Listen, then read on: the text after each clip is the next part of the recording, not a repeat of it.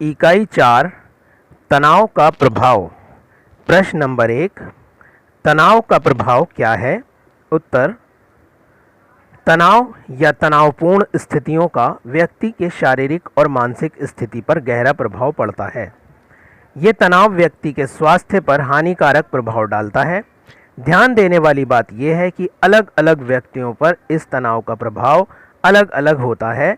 उदाहरण के लिए कुछ बच्चे परीक्षा के समय बहुत अधिक तनाव लेते हैं, यहाँ तक कि बीमार पड़ जाते हैं, जबकि अन्य बच्चों के साथ ऐसा नहीं होता है। प्रश्न नंबर 2, स्वास्थ्य पर होने वाले तनाव के प्रभावों का उल्लेख कीजिए। उत्तर, एक व्यक्ति के शारीरिक स्वास्थ्य पर तनाव का सीधा प्रभाव पड़ता है। दिल की कई बीमारियां, दर्द, अल्सर, उच्च रक्तचाप, मधुमेह, अस्थमा, हाइपरथायरॉयड और यहाँ तक कि कैंसर जैसे भयानक रोग तनाव के कारण हो सकते हैं। तनाव व्यक्ति की प्रतिरक्षा यानी रोग प्रतिरोधक क्षमता पर भी प्रभाव डालता है। इस प्रकार व्यक्ति आसानी से कई प्रकार के संक्रमण का शिकार हो जाता है और जल्दी बूढ़ा भी हो जाता है। जब व्यक्ति तनाव का सामना कर रहा होता है तो उसकी रोगों से लड़ने की शक्ति तथा ऊर्जा तनाव का सामना करने में खर्च होने लगती है। परिणाम स्वरूप व्यक्ति अन्य खतरों से निपटने में खुद को कमज़ोर पाता है। जब व्यक्ति तनाव का अनुभव करता है तो उसकी दिल की धड़कन तेज़ हो जाती है, रक्तचाप बढ़ जाता है। लंबे समय तक तनाव से ग्रस्त रहने के कारण हृदय संबंधी विकार पैदा होने लगते हैं। प्रश्न नंबर 3, प्रदर्शन और उत्पादकता पर होने वाले तनाव के प्रभाव का वर्णन कीजिए। उत्तर, तनाव व्यक्ति के कामकाज और प्रदर्शन पर नकारात्मक प्रभाव डालता है। लंबे समय तक तनाव से घिरे रहने वाले व्यक्ति की याददाश्त कमज़ोर पड़ जाती है, ध्यान लगाना और एकाग्रता में कमी आती है। तनाव से ग्रस्त व्यक्ति सही और समय पर निर्णय नहीं ले पाता। तनाव के कारण व्यक्ति को भूलने की समस्या हो जाती है। लगातार सोचते रहना और निराशावादी हो जाना तनाव के कारण ही होता है।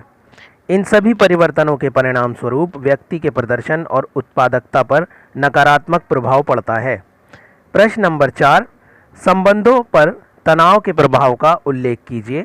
उत्तर, व्यक्ति एक सामाजिक प्राणी है, ये एक दूसरे पर निर्भर करता है। वे अकेला नहीं रह सकता है, इसलिए वे एक दूसरे से संबंध बनाता है। तनाव का व्यक्ति के संबंधों पर भी सीधा प्रभाव पड़ता है। जब व्यक्ति तनाव से गुजर रहा होता है तो वे चिड़चिड़ा हो जाता है। ऐसे में वे अपने संबंधियों से झगड़ा कर सकता है या आवेश में आकर कुछ ऐसा कह सकता है कि सुनने वाले से उसके संबंध खराब हो जाएं। इसके अलावा तनावग्रस्त व्यक्ति खुद को दूसरे लोगों से अलग कर लेता है और अकेला रहने लगता है, जिससे उसके संबंधों पर नकारात्मक प्रभाव पड़ता है। तनाव से ग्रस्त व्यक्ति तनाव से छुटकारा पाने के लिए मादक पदार्थ और नशीली दवाओं का भी सेवन कर सकता है। ऐसे में उसके सगे संबंधी उसे बुरा समझकर खुद से अलग कर देते हैं। तनाव से गुजरने वाला व्यक्ति अक्सर संवेदनशील हो जाता है। ऐसे में दूसरों के द्वारा कही गई साधारण बातें भी उसे आहत कर सकती हैं और वह दूसरों से अपने संबंध बिगाड़ सकता है। चौथी इकाई समाप्त हो चुकी है। अब हम बढ़ रहे हैं अगली इकाई नंबर 5 की ओर, जिसका नाम है तनाव का सामना करना, यानी अंग्रेजी भाषा में इसे कहते हैं कोपिंग।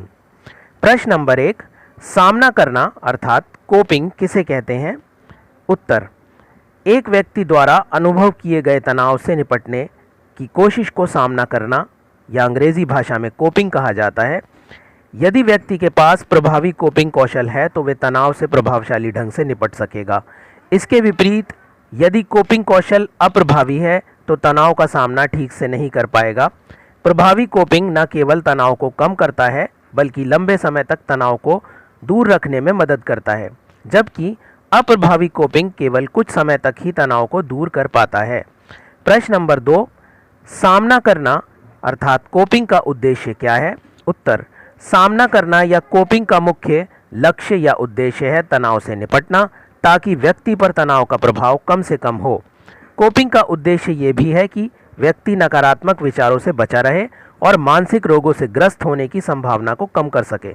इसके अतिरिक्त कोपिंग का उद्देश्य ये भी है अपनी छवि अपने मन में सकारात्मक बन सके। प्रश्न नंबर 3, सामना करना अर्थात कोपिंग की शैलियों का वर्णन कीजिए। इस प्रश्न को दूसरे तरीके से भी पूछा जा सकता है कि सामना करना या कोपिंग की रणनीतियां क्या हैं, उनकी चर्चा कीजिए।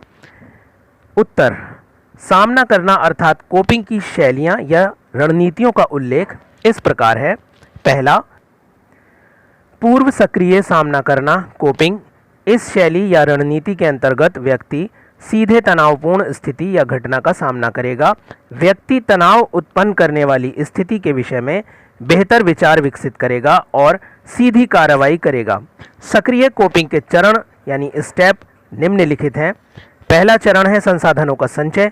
दूसरा चरण है संभावित तनाव कारक की पहचान या अनुमान लगाना। तीसरा चरण है प्रारंभिक मूल्यांकन।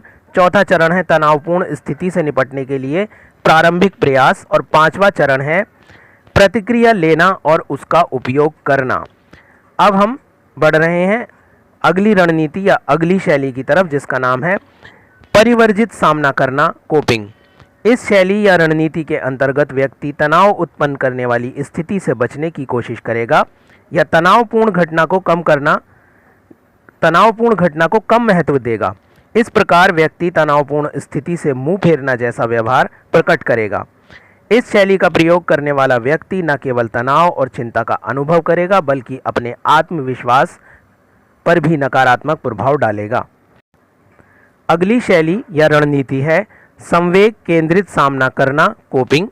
इस रणनीति के अंतर्गत तनाव उत्पन्न करने वाली घटनाओं का प्रबंधन और उनके हल ढूंढने का प्रयास किया जाता है। इस रणनीति का उपयोग तब किया जाता है जब तनावपूर्ण स्थिति में बदलाव संभव ना हो।